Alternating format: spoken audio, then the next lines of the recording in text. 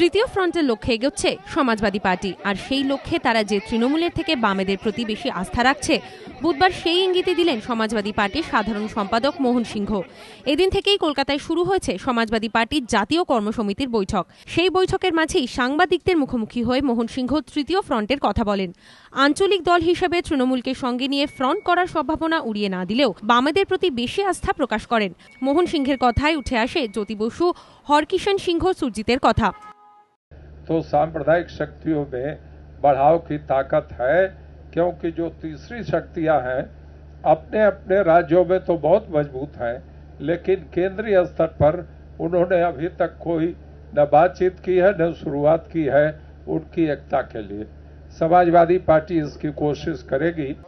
2008 সালে পরমাণু চুক্তি নিয়ে আস্থা ভোটের সময় প্রথমে বামেদের পাশে থাকলেও পরে সুর পাল্টান মুলায়ম।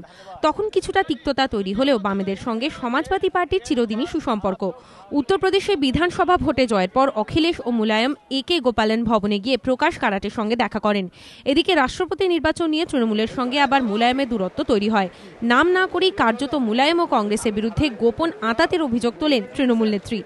এই পরিস্থিতিতে সমাজবাদী পার্টির জাতীয় কর্মসমিতির বৈঠকে যোগ দিতে কলকাতায় অখিলেশ মুলায়মরা। জল্পনা তৈরি হয়েছে, তাহলে কি দূরত্ব কাটাতে মমতা বন্দ্যোপাধ্যায়ের সঙ্গে বৈঠক করবেন মুলায়ম? এদিন সেই প্রশ্নের কোনো উত্তর না দিলেও তৃতীয় ফ্রন্ট করার লক্ষ্যে তৃণমূলের থেকে বামেদের প্রতি বেশি আস্থা দেখালো সমাজবাদী পার্টি।